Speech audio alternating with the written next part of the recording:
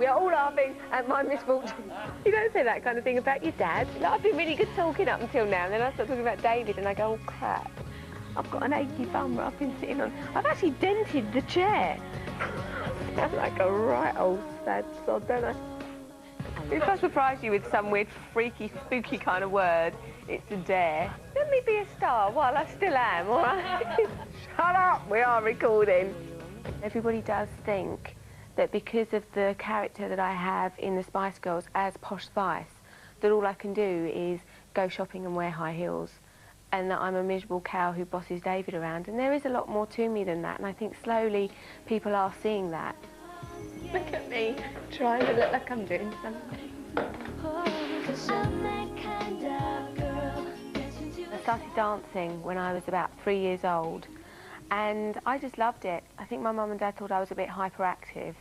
And my ballet teacher, the first thing she ever said to my mum was she'd be a beautiful dancer if only we could stick somebody else's head on her shoulders, because I didn't want to bother with what all the arm positions are called. I just wanted to dance, and I just wanted to do, even then, what I loved doing. And I used to put on shows for everybody, and I used to say to everybody, now, this is what we're going to do. Like I was a bossy little cow even then. So nothing's changed. And my mum made me a skirt that kind of ripped off, like the girls from Bucks Fizz used to have. And I used to make all the children sit down and watch me while I did a show. My mum was a big Barry Manilow fan, and there was another girl at school called Amanda Towers, whose mum was a Barry Manilow fan. And we used to be friends at school because I always wanted to be her. She was allowed to wear high heels, and her school skirts were shorter than everybody else's. And she was one of the pretty kids at school, and she wore glasses, and I really wanted to wear glasses and wear high heels, and she had lovely skin, and she was very, very popular at school. And we became friends, and my mum and her mum became friends, and they were both Barry Manilow fans. And I remember they used to take us all over the place to see Barry Manilow. I mean, I remember sitting at Blenheim Palace, sitting in a pile of sheep shit, watching bloody Barry Manilow in the pissing down rain, still thinking, wow, I want to do that. You know, this is amazing. I remember writing to Jim Will Fix It once, saying, could I be in the choir? Because, you know, he used to sing a song called One Voice, and he used to have a choir that stood behind him, and I think they all used to hold, like, candles or whatever it was, and I wanted to be in the choir and just stand on the stage with him. I was absolutely mad on Bros. I remember crying to my mum saying, yeah, but you don't understand. You just clearly don't understand. I want to marry Matt Goss. And my mum said, no, but you don't understand. I was going to marry Paul McCartney. So I was in the lift. I went down, when was it? A few months ago, wasn't it? And it got stuck. Every year they used to do a school play, and this particular year it was going to be Frosty the Snowman, and I wanted to be the snowman because I always had to have the main part. And I thought, well, the best way to get the part is to say that I've already got the outfit, so I did. And I said, I've got a snowman outfit. So then I went home and my mum had to make me one. And if I didn't get it, I knew Amanda Towers or Amanda Davis would, and I wasn't going to have that. And funny enough, one year there was a play, and there just wasn't a real, the part just wasn't right for me. So, so I threw such a wobbly at school that they let me open the show with doing the Fame dance or something like that. It was just so not relevant at all. And I had this purple leotard and purple little skirt on, but I just had to have a part in it. So I opened the show. It was being a bit dramatic. We were having a panic attack though. I went to see Fame, I think it was Wembley, and I just loved it because I always knew I wanted to be on the stage, and I knew that I'd love to do concerts, but I never knew how I was going to do it because I wasn't singing, I was just dancing. But when I went to see Fame, I thought, hey look, I can sing and dance at the same time. And I mean, I was so into it. I mean, I had a Fame tracksuit, and my sister had one in another colour, and I had leg warmers. I even had a Fame bag, everything with Fame on it, sweatbands, wristbands, trainers. I dumped the Barry Manilow shoelaces and got out the Fame shoelaces. I was in the fan club, you know, the sticker books that you get. I was absolutely obsessed with it. That was what I wanted to do. People used to beat me up at school because I sound like a right old sad sod, don't I?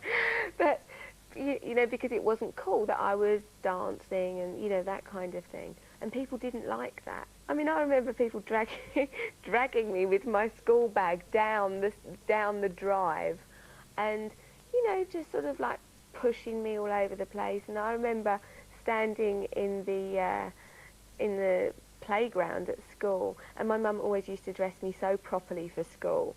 So of course when you had to have a school coat, everybody had school Macs, but of course I had a duffel coat with the hood, and I mean it was a proper Paddington Bear thing with like these big old kind of toggles that did up from right to the bottom, right to the top. And I remember standing in the corner of the playground on my own, and it was raining and there were puddles everywhere, and I remember the kids just picking things up out of the puddles and just throwing them at me. And I know you will want to laugh. Go on, everybody have a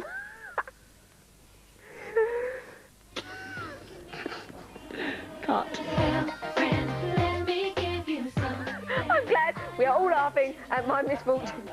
I was pig ugly and nobody wanted to even kiss me on the cheek. But no, I had one boyfriend at school. Have I told you about this? A little bit, I think we're ready. He was the vicar's son. Come on, away in the corner laughing. Shut up, we are recording. Yeah, he was the vicar's son. He was the vicar's son, and it was Valentine's Day, and he put Valentine's cards in every single room that I was going to go to that day for my class, which was really romantic and sweet. And then he invited me out, but nobody actually believed that he was going to actually go out with me, so they all turned up at the pictures to see us together.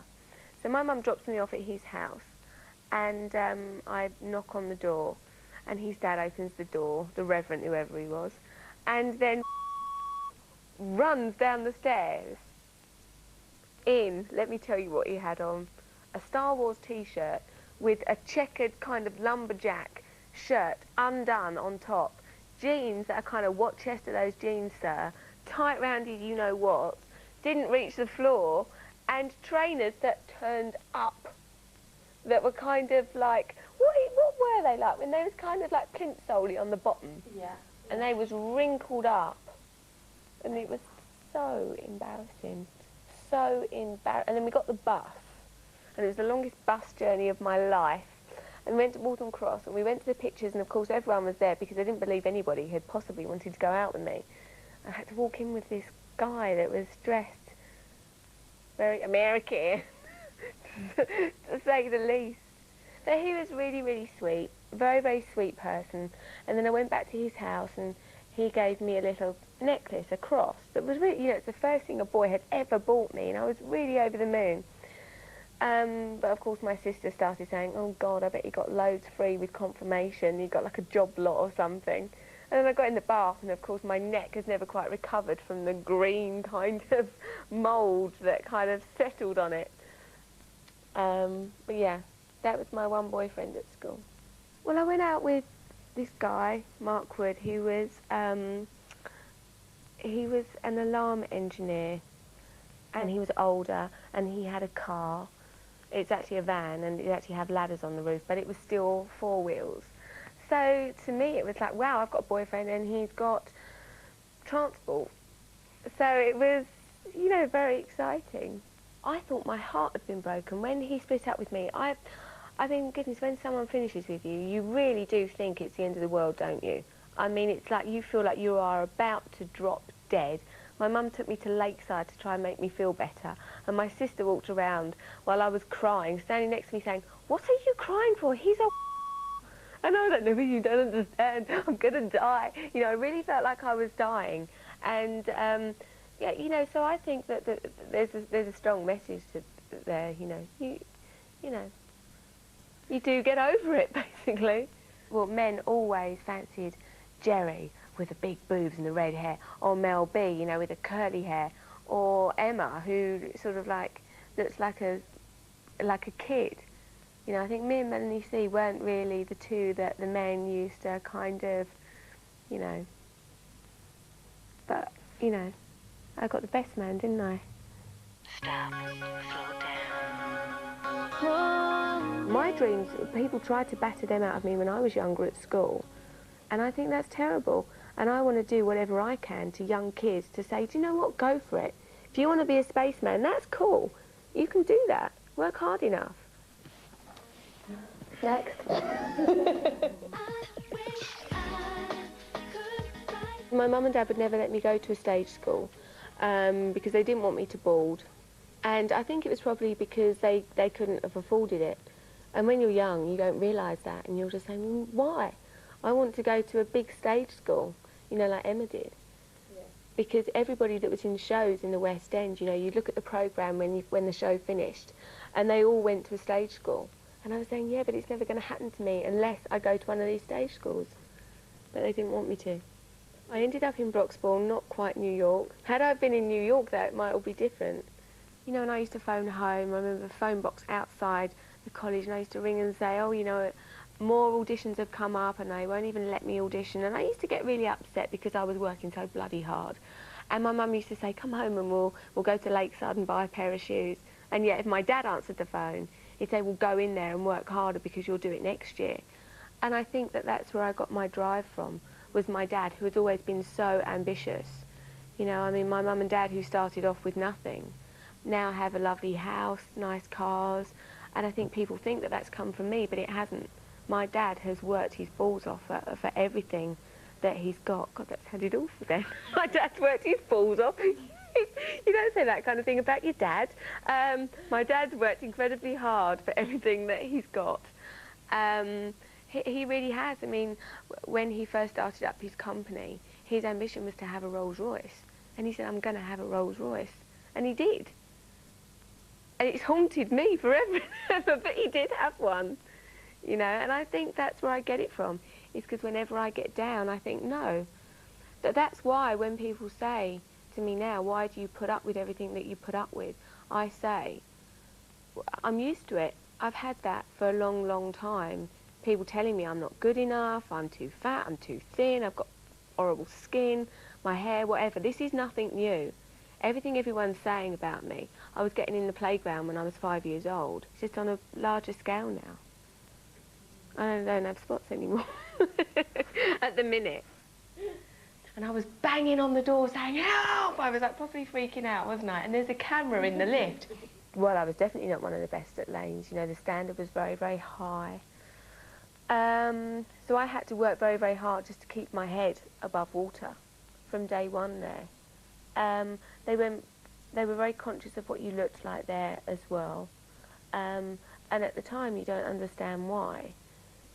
But I suppose when you come to leave you realise why. Because it's part of the job, you have to look a certain way to get the jobs. I mean, when I did Pas de Deux, I mean, the guys didn't exactly collapse, so I didn't break anyone's backs. I mean, I wasn't like, I think everybody has this vision of me as being really big. I wasn't. But you are very self-conscious, you know, because for the first time I was in the studio, it had wooden floors and mirrors everywhere. And of course, when there's mirrors everywhere and you're standing there in next to nothing but a leotard and tights, you do tend to think, oh, bit of bum there, double chin going on. That's human nature, I think. I was aware that I could probably do with losing weight, but I didn't do anything about it. You know, I was a 16, 17-year-old girl who, I liked crisps, I liked chocolate, and if being a little bit bigger was going to mean that that's the way it was, that was it. I wasn't prepared to stop eating for that. I just really feel for girls who want to become performers. I really do, because I've been through it myself. And if I have a daughter, I hope she doesn't want to do it. I really do. If she wants to be a singer, that's fine. But I hope she doesn't want to do that, because it is very, very dangerous. I mean, I should have come out of that college a better dancer than I did, just because of the sheer hard work and the lessons. I think that I really could have done with a bit of the moral support and the push that they gave me at Jason Theatre School, really. 6 firemen came running up the stairs. Mrs. Beckham stuck in a lift. There's this newspaper called The Stage Paper, which is like a normal newspaper, but it's full of auditions and, you know, cruises, West End shows. So I'm looking through the stage, and there's an audition for Bertie, which was a musical that was going to start in Birmingham and then tour, and then possibly go to the West End. So I auditioned for it, and everybody said, you know, why are you bothering going? There's no point. And all the favourites went from lanes. And I went and I got it, and none of them did. And that was pretty satisfying. Oh, do you like that? Don't think of me that way. I'm not such an innocent girl.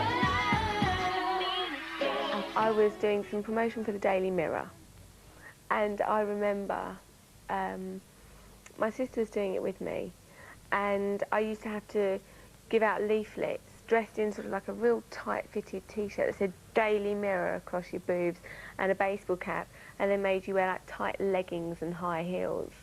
And I think it was, they used to pay not bad, it was like £30 a day for giving out these leaflets and stuff. And a lot of girls used to do that were dancers or models. You had to go to, they gave you pages and pages of lists of newsagents all round London. And you actually, it wasn't just like find any old newsagent, you had an address. And, you know, most people would do like 5 a day. And they said to me, well, look, we've got about 500 of these. If you will do them all in a week, we'll pay you X amount of money. And I thought, yeah, well, that can't be too hard. You know, get an A to Z, get in the car, get around all these places, and that's great. So I did it. And then I discovered that I couldn't do it on my own because it was too difficult. So I got my sister and my sister's boyfriend at the time to help. Because I thought, right, well, OK, we can pay him out of the money to do the driving.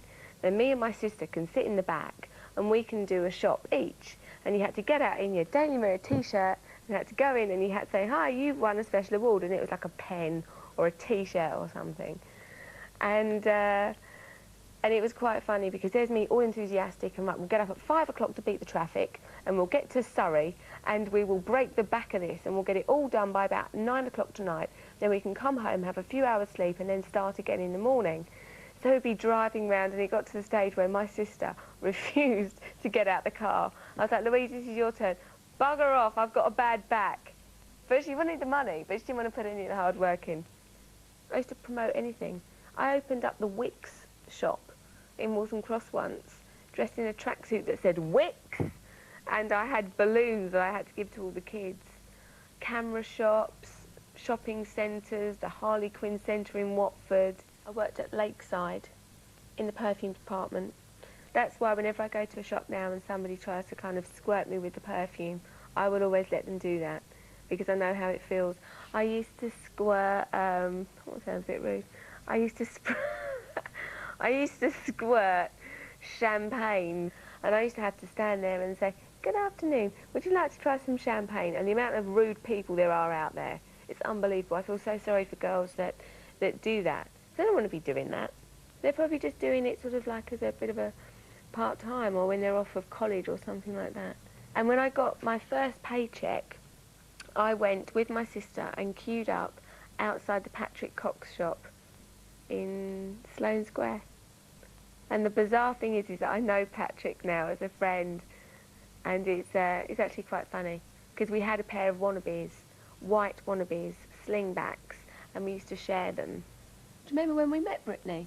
How starstruck was I? You were very starstruck. I was so starstruck. I just think she's fantastic. And Brooklyn decided to give her a kiss. I mean, I remember standing on the stage crucifying this song. I mean, God, if you think I can't sing now, you should have heard me then. I crucified Wind Beneath My Wings or something. I really did. And I remember just standing on the stage with my hands on my hips and saying, no, but I can sing, really. I can. Give me another chance. Because I was just terrible. So, so bad. But I think that they obviously saw the drive that I had. I could dance. We had to put a little dance routine together. I could dance. I looked okay. Very girl next door. You know, they didn't want anybody that was too good looking. They wanted girls that looked like normal girls. I was kind of in awe that all the girls were so extrovert. I remember Melanie B and Jerry used to wake up at like 3 o'clock in the morning and decide, let's go to a club. And they get dressed and they go to a club. Whereas if they'd woken me up at 3 o'clock in the morning and said, let's go to a club, I'd sod off, you know, because they were very spontaneous. They were good fun.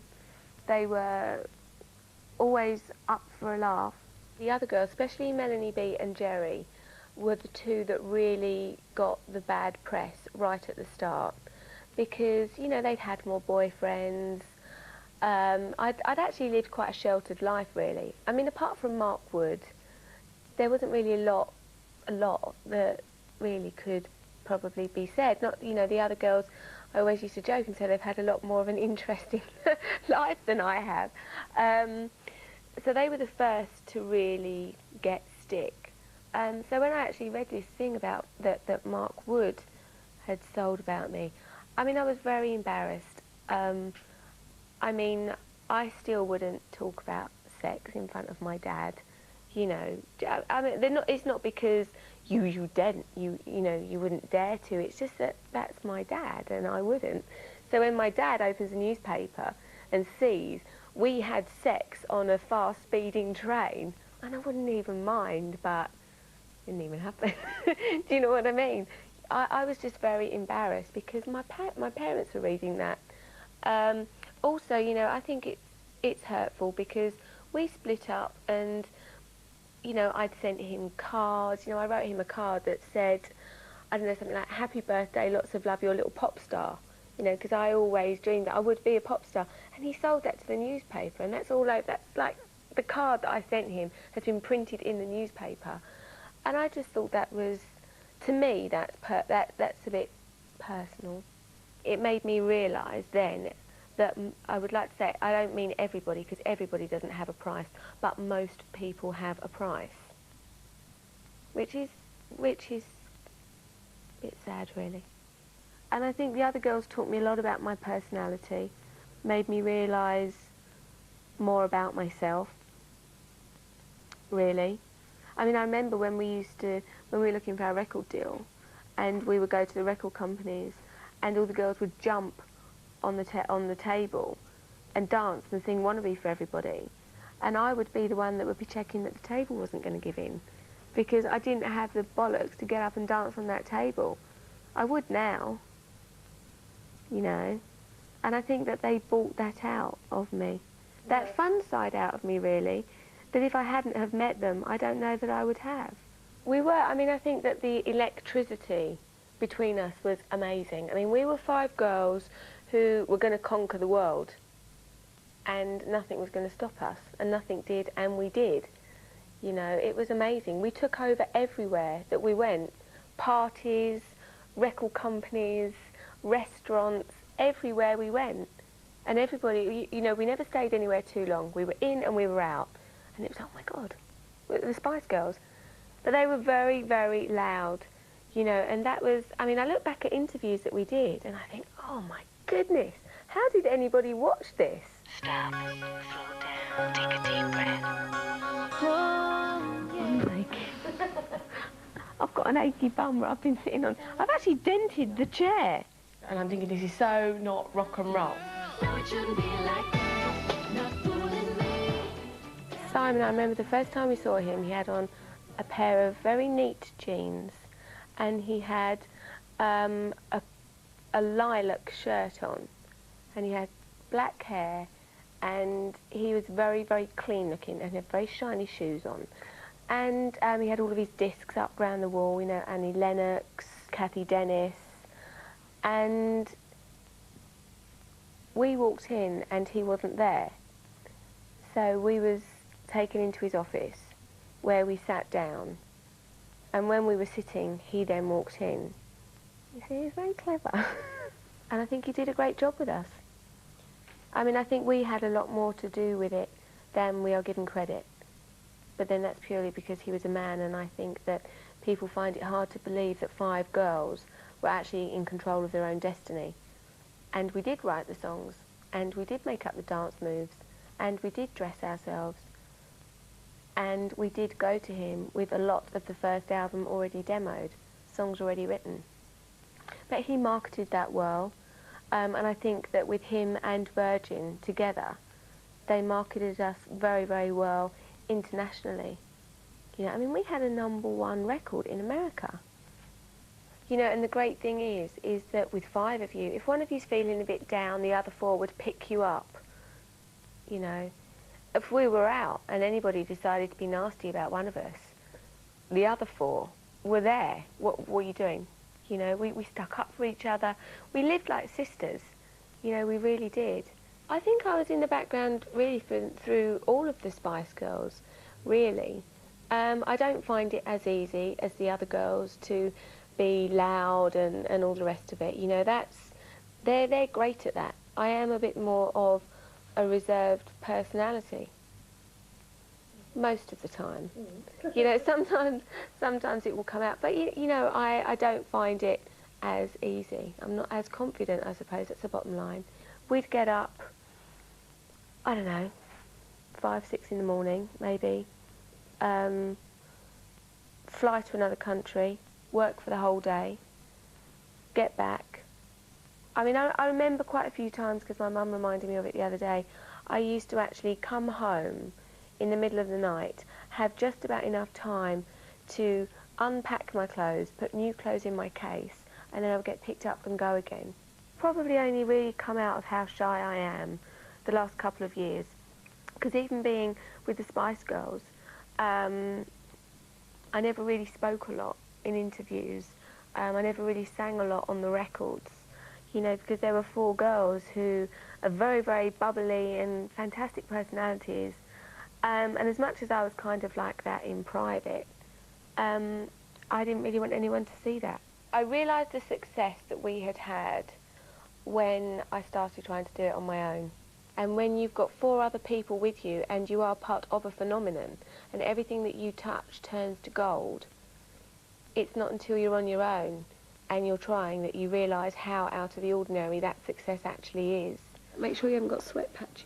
I don't have sweat patches. You've got a bit of one going on there. Have I? No, I haven't. I'll shield it.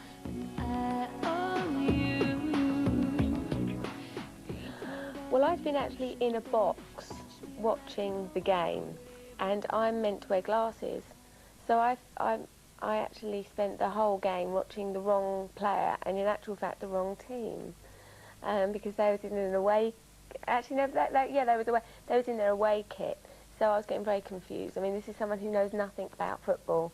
But then Simon introduced me to David afterwards, and what I liked about him is all the other players were standing at the bar and chatting to sort of like friends and all the rest of it, and David was all on his own and he was standing talking to his family, and I really liked that because I'm very close to my family, and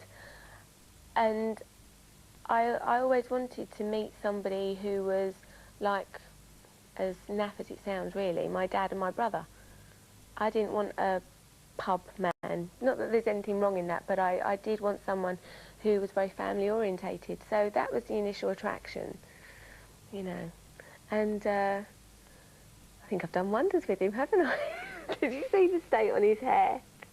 Bless him. We always joke with each other and say, my God, what did you look like when I first met you? We actually, myself and Melanie C were at the game together, and we got asked to do the half-time draw. So I sort of like went onto the pitch, and there's 55,000 people, and they all started chanting to Mel C, you scouse bastard, you scouse bastard. So of course she turns round and sort of like sticks her fingers up in front of everyone, and I have to read out the half-time scores for the other games that have gone on. So of course, not knowing anything about football, I was like, Derby won, the other team didn't. You know, I was like completely had no idea whatsoever. It's actually probably quite cringeable. I do believe in love at first sight, and I did know from the first time that I met him that I was going to end up with him. I get embarrassed saying that. But no, I mean, I sort of, oh, I don't know, I'm getting all of it. Like, I've been really good talking up until now, and then I start talking about David, and I go, oh, crap. He sent me a Prada handbag, because he'd read that I liked designer clothes, so he sent me a Prada handbag.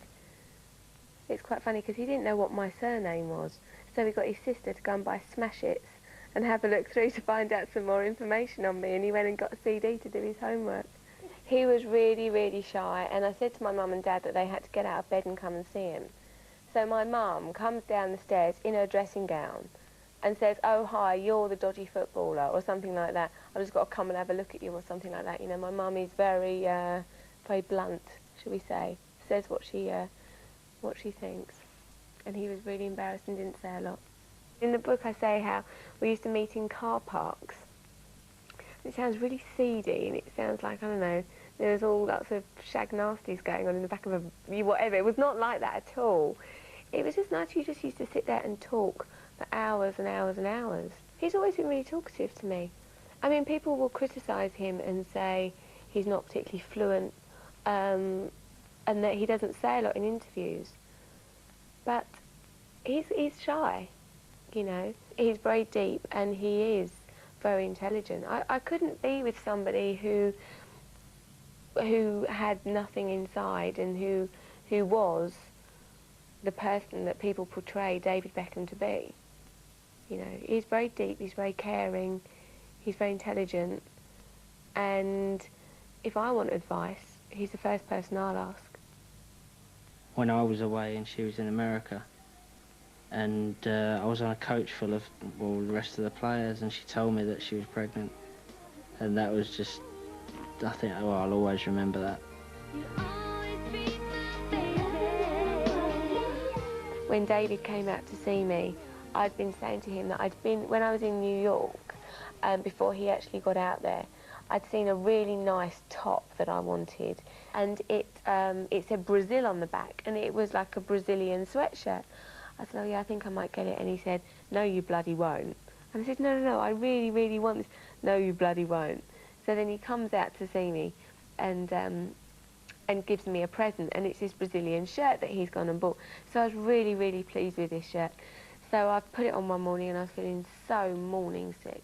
I put it on, and I've got on this blooming plain, no makeup on, hair all over the place, this Brazilian shirt, and I think I had my pyjama bottoms and slippers on. I was feeling so sick. And we took off, and I just went, bleh, and I just threw up over the whole thing, and David, bless him, was getting the sick out with his hands.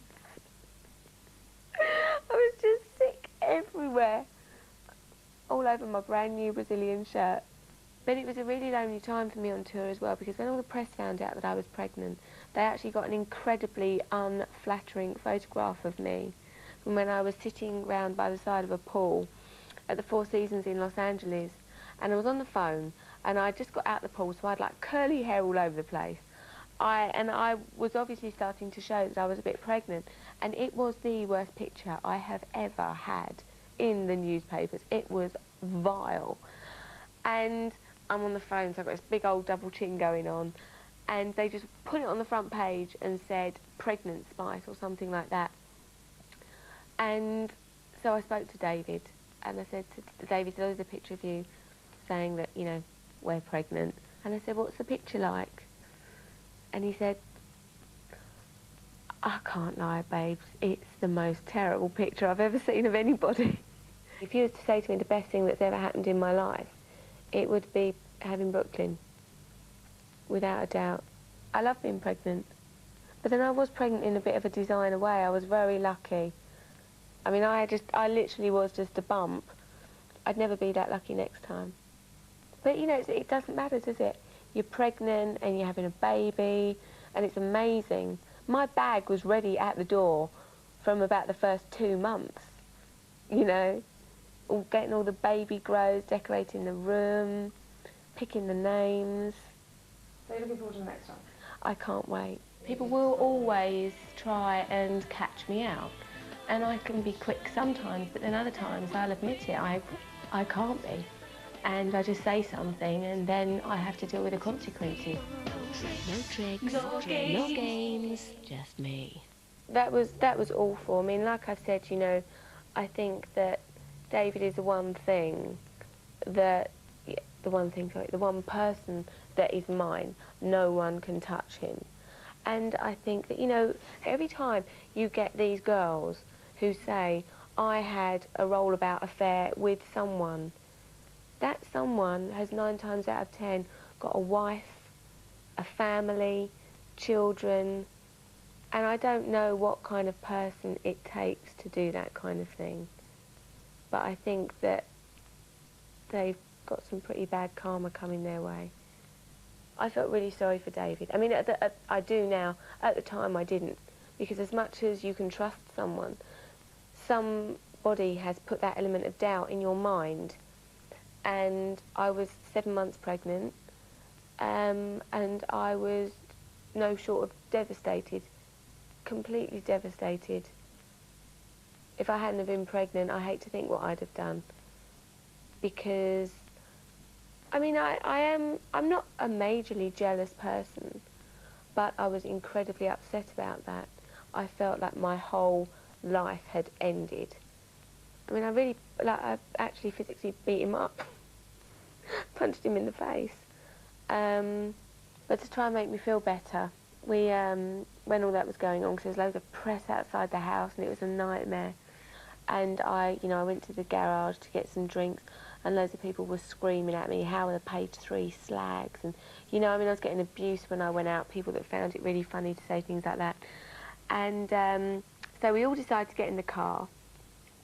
And no wonder I get this shopping tag attached to me. And my mum and dad decide to take me to Brent Cross to try and cheer me up. And Marie Louise was with us, and my sister, and I think my brother, and we all got in the car, and we went to Brent Cross. And walking around, and do you remember in Spice World, the movie, there was some, like, stripper men, there were some strippers. Well, one of these strippers sold a story on Emma, saying how they had sex and had a relationship, and it was complete crap. She didn't even speak to him apart from, hi, I'm Emma, thanks for doing the film. Well, anyway, we bump into him when we're actually out on this trip to Brent Cross. So, of course, I walk past him and I recognise him. And he goes, hi, and I go, hi. And then I realise, this is a guy who's been in our film, got loads of publicity out of saying that he's had some intimate relationship with my friend, and he hasn't. So that's all I need, the kind of mood I'm in. So I turn round and absolutely, well, I mean, I absolutely freaked out. I had a whole audience. They all circled round me and watched. And his poor girlfriend was standing there going, oh, don't do this. And I went, and you poor cow. And then I laid into her. And nobody knew quite what to do with me. I mean, I think that he was just wrong place, wrong time. A lot of people think, and I've said this before, that I ask for everything that I get. And I can honestly say I don't think I do. I'm not going to sit here and complain about it, but I don't think that I do. And people say, yeah, but you let people into your private life. So I sold my wedding pictures to a magazine, which I wouldn't do now. I'm not saying that it was a mistake, because it wasn't at the time. It was great. It really, really was. But apart from that, I can't see how I sell myself. I've written an autobiography, but I can't see where people get that from. People think yeah, I've just bought David a Ferrari. I've just spent this much money on this. I've just done this. I mean, I read the other day how I stormed out of Burger King, threw down my Whopper and left. Well, I haven't been in Burger King for a long time, and I've been a vegetarian for 15 years, so get your breath on that. Threw down my Whopper. I've got 2 Whoppers, but I'm going to throw them. Do you know what I mean? But people will still pick that up and say, oh, look at her throwing a fit, silly cow. How I push to the front of queues in supermarkets because I don't want to queue up. I would never do that. Stop, slow down, take a deep breath. The Spice Girls made me realise I can be a working mum. I wouldn't have thought I could do that if it wasn't for the Spice Girls. I mean, that's the ultimate in girl power, isn't it? Oh, what about when I cooked that, was it pork? And cooked it for like 4 hours and it still wasn't done. Do you remember? Oh yeah, then you realised that it had gone off 2 weeks ago. Or was it chicken? But you ate it and you was all right. No, I didn't eat it. Thank God. No, what was it? It went that I black. cooked? It went black. It was pork. It had been off for about 2 weeks, and you decided to give me it anyway. It's about getting the Well, I'll tell you temperature what right you've in done. the You oven, cooked isn't it from You can burn frozen. it on the outside. You That's cooked it from It frozen. wasn't off. I just cooked No, it it from was off. frozen. It was from last year. It was last year or something. Good job I burnt it, because if it had Good been job, cooked yeah. well, you'd have actually eaten it. You might not be here to tell the story. My heart's got a mind of its own. Won't listen to a word I say. Well, my mum used to try and put makeup on me when I was about 10 years old. I remember she used to get her lipstick because I was very, very pale. This was before I discovered Saint-Tropez. And she used to get her lipstick, and she used to sort of put it on my cheeks and rub it in to try and sort of make me look a little bit more as if I was alive, I suppose. I had big black eyes, and I did always have really bad skin. It wasn't actually until I finished writing my book that I realised how self-conscious I was about it, because whenever I would describe someone, I would start with their skin, you know, and you don't realise, you know, oh yeah, she was, I don't know how tall, and she had great skin. And that's something that most people wouldn't even really notice. You know, I'm not a fashion victim. I like to think that I wear things that suit me, usually quite plain things that are timeless. You know, but I will dress very, very smart. But then I dress in a kind of bit more of a casual way as well. Like, I mean, you've caught me in my combats and jean jacket and hat. So I just dress in a way that suits me, I think. Right. The one thing I can't deal with, right, let me into a secret here. I know how to dress, but my colour coordination is absolutely shocking. I have to buy things together because I cannot colour coordinate at all. You should see Brooklyn when I've dressed him. David always said, my goodness, because I have no idea with colours. When people actually meet me, they actually say, you're completely different to what we imagined. I actually quite like you, which I suppose you have to take as flattering. I mean, I think sometimes I walk into a room and I don't think people know quite what to expect. They think I'm going to be a pain in the arse. People do think that. You know, I am very much aware of people's preconceptions, so much so.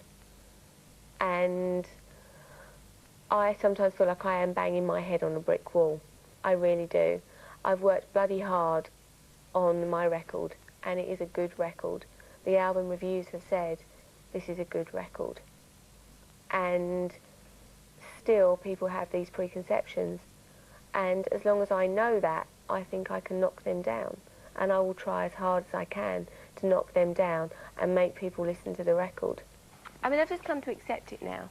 You know, I brought this record out and everyone was saying, oh, can she sing live?